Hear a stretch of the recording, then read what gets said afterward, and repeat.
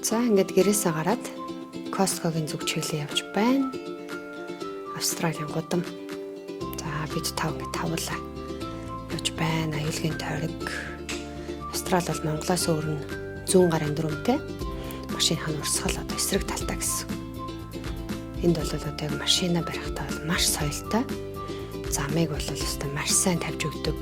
Хизээч одоо урдуур нь дайрна гэсэн юм байхгүй. Үнэхээр гайхмар соёлтой жолоогоо барьдаг байгаа. За одоо ингээд бидэд явж байна. Ихэд ойролцоогоор нэг 10 минут орчим яваад Costco дээр ирнэ. Бид нэр 14 хоног тутам болвол ингэж үнсээ цуглуулахаар Costco ордог. Costco ордог зорилго нь болохоор энд мах болвол их хайтайхан тос байхтай. Өөр дэлгүүрээс мах авахаар маш их тостой. Ялангуяа татсан мах бол маш их тостой байдаг болвол Costco-с авсан мах маань их сайхан тос багтай, хайтайхан мах байгаад байдаг. За ингээд хотынхаа гудамжийг харуулад ер нь явж байна. Хагасаа өдөр учраас өнөөдөр бол машин арай бага байна. Гэхдээ дэлгүүрүүд бол маш хүнтэй байдаг. Манай хот бол маш том, 130 км үргэлжилсэн урт хот байгаа. За хурц харуулгач бол тийм өндөр биш, маш гоё тийм ууссан байдлаар хийсэн байдаг Австралийн зам дээр. За аюулгийн тойргууд нь бас ингээд маш олон. Энэ тойрог дээр Kaya гэсэн бичиг байгаа. Тэр бүрхий самбартай. Тэр болохоор эдний уугуул рэгдийн хэлээр сайн уу гэсэн утгатай үг гэсэн. За одоо ингээд эргээд Costco руу орж байна. Яг хагасаа өдрийн үед бол яг энэ Costco дээр бол зогсоол жоохон хэцүү болдог. Гэхдээ мэдээж Монгол шиг бол таг болохгүй ч гэсэн зогсоолоо олох гэж бас нэлээд хэдэн минут бид нэр зарцуулж ээж олох ах гэж бодож байна. Маш их хүмүүс худалдан авалт ихэр ирсэн байна. За ямар ч байсан нэг 2-3 тойрж байгаа зогсоол болоод машинаа тавьчихлаа. Гадаа сакс нь бас дуусчихсан жаахан хүлээж байна. За сакс чөлөөлөхөөр аваад тэгээд одоо дэлгүүртээ орноо. Манай нөхөр сакс аваад хүрээд ирлээ. Охтууд ингээд нүрээ харуулгаа болчихсон. Том болоод ичээд. За ингээд ямарсан Costco руу орж байна. Costco-ийн картыг бас утсан дээрээ суулгаад утсан дээрээс шууд уншуулад орчих болт юм байлээ. За ингээд карт уншуулад орж байна. Costco бол ингээд хаанч тийм маш том дэлгүүр дээ. За ингээд Costco дотор орж ирлээ. Бид нар бол одоо ямар нэгэн электрон бараач юм уу ямар нэг зүйл эндээс бол авахгүй. Зөвхөн үсээ авах гэж орж ирсэн байна. За хамгийн түрүүнд ингээд шууд махны тэсг рүү явнаа. Миний хүү бол одоо энэ зүгээрстэй. Цэглэх гутаалгүй гэдэг. Энэ PS5-ыг даавна гэсээр байгаа саяхан аавынхаа төрсөн өдрөөр авч нэг санаа намарч автагаа одоо тоглож байгаа. Тэрнээс өнгөрөх болгондоо лээж PS5 гэж дандаа тэгдэг байсан. Одоо нэг санаа намарсан. За том охин маань саяхан 14 сүрээд ажилд орсон. За тэгээд дахианы газар кассаар орсон. Тэгсэн чинь одоо Австралич өөрөө маш их хууль чангатай хөдөлмөрийн аюулгүй байдлыг маш их сайн одоо барьдаг ус учраас заавал ажлын гутлаа гэсэн. Тэгээд охин маань бас энд ажлын гутал байна уу? Бас хараад явж байна. Манай хүү бас өөртөө гутлаа авна гинэ. Манай хүү чи юм арахаараа авъя л гэдэг. За одоо бид нар ямарсан маха авах гээд явж байна. За манай хоёр дахь гүнжээ маань ингээд ард нуугтаад явж байна. За хүү битээр нэг уураг сонгох гээд энд явж байна. Ургамлын гаралтай уургуудыг ирүүхэд нь хараад өмнө нь бол энэ ногоон уургийг авч явжсэн $55 гэж байна. За тэгээд 100% ургамлын гаралтай уург гэж байгаа байхгүй. Хаяадаас нөгөө хоол хийж амжихгүй үедээ ч юм уу их ажилтаа үедээ сайхан смути хийгээд янз бүрийн жимс ногоотой холиод хийгээд уучаар бас их хоолыг орлоо гоё юм тий. За энэ уург болохоор жоохон чихэр ихтэй санагдаад тэгээд авсангүй. Хөөбтер аавда зориулж өглөөний цайны панкейк гэж 6 савтаг нь багцаар нь авлаа. За том охин битээр одоо чихэр бас үзэж байна. Ер нь одоо нуудахгүй 8 сард Монгол явах учраас Монголд очиод хүмүүс төгч чихрээ харж байна. Энэ лендер гэж чихэр болохоор яг Австралийн өөрийнх нь чихэр байхгүй. Одоо энэ бор өнгөтэй, шар өнгөтэй гэд янз янз ах шиг байна. 23-29 долларын үнэтэй ийм хоёр төрөл байна. Энийгээрээ бүр эднэр чинь бүр брэнд болгоцсон зарим хүртэл хийж үнэтэй зардаг юм лээ. За ямар ч одоогийн байдлаар бид нар нэг ахуйн одоо ариун цэвэр хэрэглэл, кимчи бас энэ Costco-д хямд бөгөөд их том савлгаадаг байдаг. За тэгээ хүүхдүүдтэй снэкэнд нэг юм сүү, за тэгээ хүрт панкекны бэлтгэц мах авсан байна. За хүрийн цул мах гэдэг одоо ойролцоогоор 1 кг нь 46 мянган төгрөгөөр авсан байна. За тэгээд энэ ийм бов авсан. Энэ болохоор $20 ойролцоогоор, энэ болохоор нэг 40 мянга бас гэсэн үг. Хэдэн ширхэг бов авчээ. За тэгээд Costco-гийн пицца бол маш том бөгөөд хямд байдаг. Энийг болохоор хүүхдүүдтэй хичээлд явахад нь бас бүх зорилгоор авлаа. За бас corn dog гэдэг нэг юм манай хүүхд сүүлийн үед идэх дуртай болоод авдаг болсон байгаа. Бас л хичээлдээ авч явна. Яагаад гэвэл энэ 10 жилийн сургууль нь огт хоол өгдөггүй. Цэцэрлэг байсан ч өөртөө хоол аваад явдаг.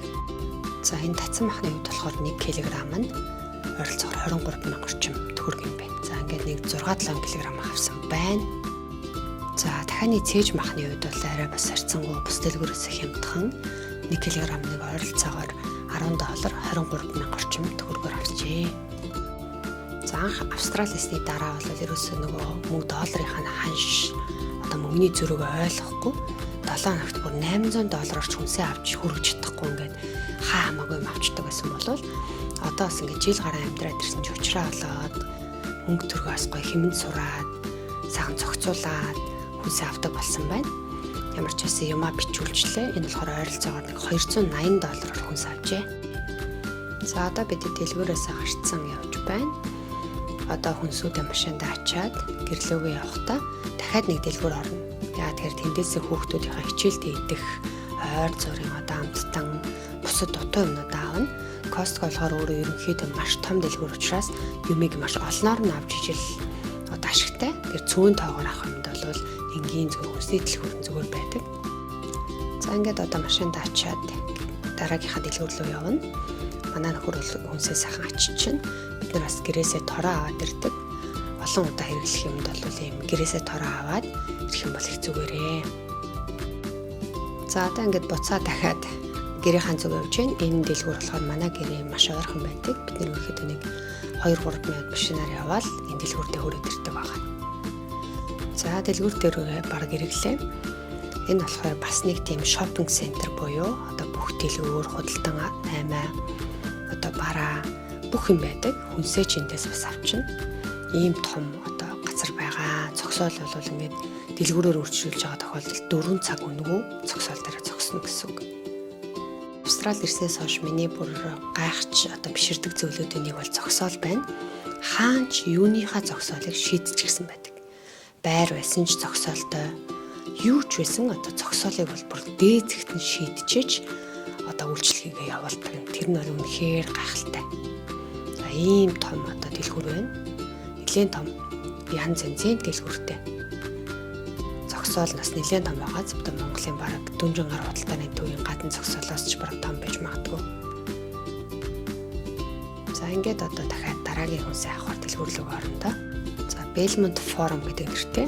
Энэ болохоор бас хотын төвөөсөө их холгүй байршилтай бүс байгаа. Энэ рүү бол бид нар бол 7 хоног болгон ордог. Ер нь бол ингээд амралтын өдөр энэ гадаадд бол ингээд түүнс мүсээ цуглуулсаар аваад маш хурдан өнгөрчдөг шүү дээ. За ингээд бид одоо дэлгүүр рүү орох гээд дахиад явж байна. Эхлээд ямарчсан жоохон юм идэн бүгдээр өлсчихсэн байгаа учраас юм идээд тэгээд одоо дэлгүүр рүү орноо. За энэ бол Kmart гэдэг Австралид одоо хамгийн хямд үнэтэй одоо өстой байхгүй юм байхгүй шахуу дэлгүүр. Ер нь л анхлан ирж байгаа төхнөгч байгаа ойр зөрийн ахуйн бараа гэр орны хэрэгтэй зүйлс бүх юма бараг хүн болгон эндээс авдаг. Манайх бол одоо цэцлэгаан бараа, аяг тавг, албаг шанах бараг бүх юмаа л эндээс авсан. Тоос өргөчөө хүртэл эндээс авсан. Маш хямд үнэтэй. Бас хөрхөн боломжийн байнга удаан олон жилийн насаар амьдрахгүй хүмүүст бол түр хугацаанд хэрэглэх зүйлсд бол их боломжтой санагцсан. За охин маань түрүү нөгөө ажлын гутлаа олж авч чадаагүй учраас одоо эндээс бас гутлах гээд явж байна. Энэ дэлгүүр ерөнхийдөө өмнөний үед маш хямдхан учраас ийшээ орлоо. За ажлын хувцас болохоор ингээд юм шар, ногоо ийм өнгөтэй хувцсууд өмсдөг. Оффист ажиллана уу, шавар дээр ажиллана уу, цементэн дээр ажиллана уу, барилга дээр ажиллана уу, бүгдээр ажлын хувцас, ажлын гуталтаа заавал өмсдөг. Манай охин гэтэл одоо зүгээр нэгэсэнтэй касс шүү дээ тийм. Дахианы газрын гэтэл одоо энэ ажлын бодлого өмсгөөд шаардлагатаад авах бод явчих. За нэг ийм гутал сонголоо $79 үнэтэй. Яг үзүр дээрээ төмөртэй учраас хөл дээр нь одоо ямар нэг юм унлаа гэхэд гэмтэл бэртэл авахгүй сайн хамгаалаа гэсэн үг. За ингээд тооцоогоо ихтэй өөрөө өөртөө үйлчлэлэг газар ирж байна. Уцаа зөвөр ойртуулахад л эднэр бол маш хурдан одоо төлбөрөө авдаг. Анх Австрал ирээл төлбөр тооцоо хийж яхад ямар хурдан татдсан бэ энэ гэж бүр үнэхээр гайхчихсан. За ингээд бидний байнгын одоо Coles гэдэг нэртэй хүнсэтгэлийн урлагт орж байна. 7 хоног болгон орж энэс хүнсээ авдаг. Яагаад энэ дэлгүүрийг сонгодог вэ гэхээр ерөнхийдөө жимсний чанар бол маш сайтай. Гоё чанартай жимс зардаг. Жимс нь бас хурдан муудаад байдаг. За одоо энэ мандаринийг манай хүү одоо сонгож авна. За мандарины хувьд бол килограммын хувьд бол $4.5 10,000 орчим байна. За бид нар бол ингээд ногоогоо бол ер нь бас авчихсан байсан. Тийм болохоор одоо нэг их ногоо авахгүй. Яг юу дутуу байна? Дутуу байгаа юм аа гэсэн.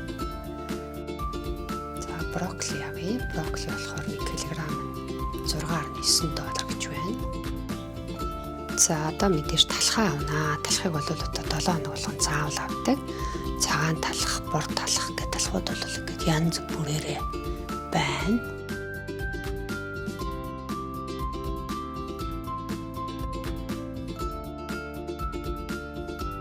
Одоо цаашаага тэгээд өөр бусад хэрэгтэй юм юу байна? Ер нь хөвшлийн дэлгүүрээс бид нар хүүхдийн хичээлдээ идэх хоолных нь хэрэгтэй зүйлийг авдаг гэсэн. За одоо энэ бол нөгөө нэг юм шаурма гэдэг орон мэдтэй махцаах дахиамгаа хийгээд ороодог. Тэрний бэлэн гурилны бэлтгэж байна. За тэгэхээр энэний бол бор гурилынхаа авахар шийдлээ. За нэг $5 орчим.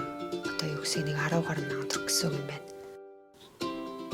За одоо мэдээж помидор авнаа. Үрцээ бол авчихсан учраас энэ 7 хоногт авахгүй. Помидор болохоор $7.5 буюу килограмм нэг 17,000 төгрөг орчим болж байгаа юм байна.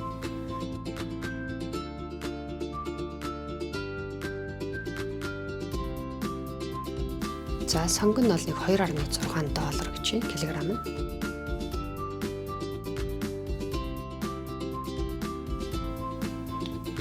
За голден киви болохоор нэг 5 ширхэг $4 гэсэн байна. Киви бол арай бас хямд үнэтэй байгаа юм байна. За луун маань $1.5 гэж байна. Монгол мөнгөөр бол нэг 3,400 орчим. Монголд маань одоо луун ер нь ямар үнэтэй байна? За ингээд ногооны тасаг ингээл янз янзаараа жижигэлсэн бүтнээрээ ингээл янз бүрээр зарж байна да. За төмс ус анхаарал татаж байж магадгүй та эцэд маань тий төмс болохоро килограмм нь хэдий 7.5 4.5 гэж болохоор уутаараа байхаа 2 кг-аараа 4 кг-аараа гэдэг төмс болоос харьцангуй гайгүй үнэтэй байдаг юм хааж тий. За мэдээж банана авнаа. Бананыг болохоор хүүхдүүдтэй сайхан өглөөний амттай гурлан боо хийхдээ бол сахарын оронд бас бананыг ашигладаг учраас манайх бананы хэрэглээ өндөртэй. Эсвэл зүгээр бас снэк маягаар банана идэх зорилгоор бид нар нэлээ их авдаг байгаа.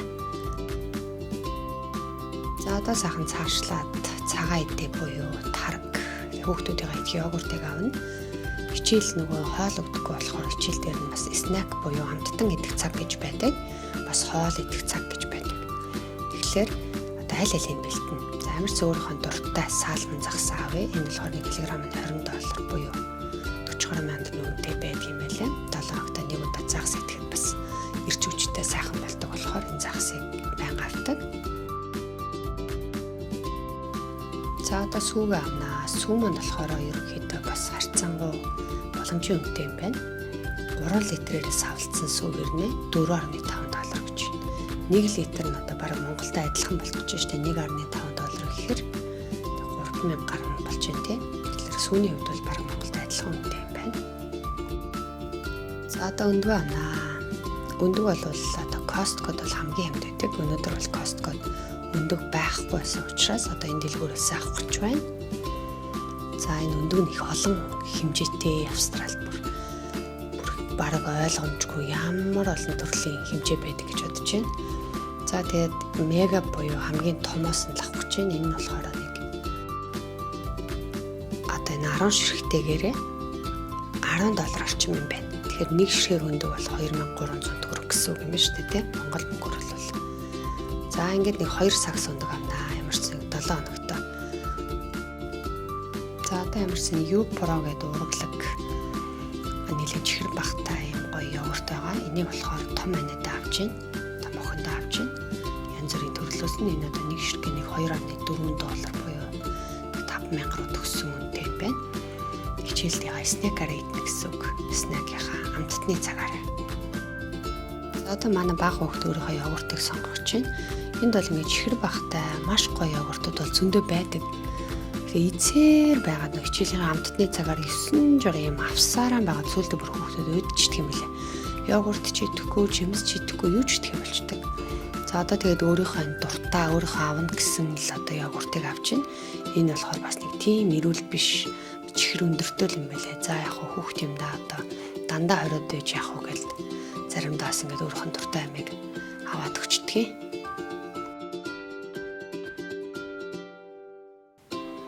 За одоо би дуртай юм авдаг хэсэг явж байна. 70% хар одоо лендер гэдэг энэ Австралийн өөрийнх нь брэнд шоколад байна.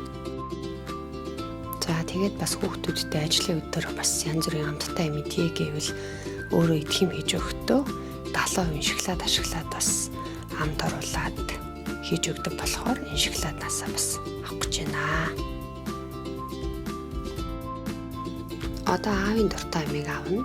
Австралид хүнд ажиллаж байгаа хүмүүс бол ихэнх нь ингээд энерги ундаа удаг. Бүр зарим бүр энерги ундаараа дондчихсон хоол идэхгүй баг энерги ундаагаар амьдрал яваад идэг тийм залуу хүмүүсээс байд юм билээ. За би бас судалж үзсний үндсэн дээр бол энерги ундаануудыг харсан чинь бүр сахарын хэмжээ нь маш өндөр удаан хугацаанд зүрх судасны өвчтөй болох аюултай байсан учраас энэ Powerade гэдэг спорт ундааг авбал арай дээр юм байна гэж үзээд энэ ундааг бас хөртөө бас ахуулдаг болсон байгаа. Энэ бол сахарын хэмжээ харьцангуй бага. Нөгөө энерги ундаануудаа бодвол хамаагүй дээр. Одоо миний хүү бол би маш хүчтэй болсон. Гэтэл үзүүлээл баярлаа л гэдэг. Ер нь бол хүүхдүүдтэй дэлгүүр ороход бас зарлага бол маш өндөр болдог. Өнөөдөр ихтэй манай хүүхдүүд их томоотой сайхан байлаа. Нэг их юм нэгсэнгөө, элдэн янз юм бас авсангөө. Ер нь бол одоо энэ их өндөр өртөгтэй оронд чинь бид нар хэмнж хамаагүй юмд мөнгө өрөхгүй, тооцоотой байхгүй бол бас хүрхээ болчихдаг талтай байдаг аа. За ингээд ямар ч гэсэн хүүхдүүдийнхаа хичээлийнхаа хамтд бас дахин бичээ авч байна. Хэд хэдэн төрлөөс нь авахгүй бол бас санал зөрөлтөө, таалагдахгүй гэл янз бүр болоод идэх учраас бас 2-3 төрлийг сонгож авлаа. Одоо дандаа бас хүүхдүүдийг хориод иж болохгүй хэтэрхий чихэртэй байна, энэ эрүүл бас байна гэдгээр хүүхдүүд улмал одоо тэр зүйлээ идэх гээд болохоор ерцэн баланслал зарим өдөр нь дэлгүүрээс авъя гэсэн юм аваад зарим өдөр нь бол өөрөө хийгээл ингээл ямар ч байсан болохоор зохицуулаад явж байна да. Миний бас нэг авдаг зүйл бол энэ Allmand-ын сүп байгаа. Сүүн дотроос хамгийн өндөр урагтай бас булчин мас нэмж байгаа хүн зориулсан сүп учраас би энэ сүп бас сүүлийн үед авч ууж байгаа. Дээрээс нь бас смути хийхдээ энэ сүп нэмж хэрэглэхэд их айтайхан гоё сүп санагддаг. За одоогоор ямарч нэг иймэрхүү юмнууд авцсан явж байгаа юм байна. Ерцэн хэрэгтэй бүх юмаа тооцоолол 7 хоногтой нэгээс 2 удаа дэлгүүр ордог. Гэхдээ амралтын өдөр орохдоо бол хамаг гол юм авдаг байгаа.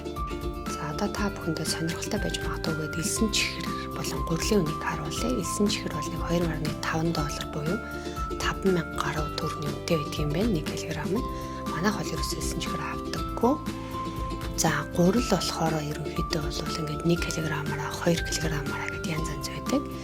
Энэ улаан удалдаанд болохоор өөр дээр эсгэгчтэй эдхийн гурлан боо их зориулагдсан гурлууд байна. А энгийн одоо цэнхэр нь болохоор хоол хийхэд зориулсан гурлууд байна. За энэ гурил болохоор 1 кг нь $2 гэхээр чинь $4,000 гаруй төгрөгийн үнэтэй байдаг юм байна. А 2 кг нь болохоор $4 гаруй байна. Ийм байна шүү. За охтууд маань бас бохоо авна гинэ. Ямар ч сан бохоо аваад шүд нь гоё цэвэр шүд бас орхоодохгүй байхад хэрэгтэй юм болов уу бас бохыг авахт нь бол ахуулдаг. Хүү маань энэнд далимдуулаад бас өөрт нэг га авчих жаах шиг байна. За ингээд бид нар юм аваад бол одоо бичүүлэх чинь энд бол өөрөө өөртөө үйлчилдэг шууд картаараа төлдөг хэсэг бол байдаг. Баахан яваад ядарсан учраас амрыг бодоод шууд юм бодлуулчихъя гэд кассан дээр ирчихсэн байна. За энэ авсан бүх юм маань ерөнхийдөө бол нэг 200 орчим доллар боллоо. За ингээд бүх юм ямар ч сан авчлаа. Дэлгүүр олно гэдэг бол бас нэр үнэхээр том ажил шүү те. Өдөржин яваад л өдрийн хагас нь бараг ингээд өнгөрчдөг. Ингээд нэг гадаад орнд бид нар ч ингээд ажлын өдөр бол өстой ямар ч завгүй ажилдаг учраас амралтын өдөр бол одоо яг ингэж хүнсээ авч гарч за нэг өдөр сайхан амарч нэг өдөр нь бол ингэж хүнсээ авч өнгөрөөдөг байх нэ. За ингээд өнөөдрийн маань бол маш том ажил дууслаа. Бүх зүйлийг амжуулаад одоо сайхан гэрлөөгөө явах үлдлээ. За ингээд энэхүү блогт хамт байсан та бүхэнд маш их баярлалаа. Ер нь ямар сэдвээр та хэд маань блог сонсомоор байгаагаа комент хэсэгт бичиж үлдээвэл дараа дараагийн блогоо хийх болно. Баяртай.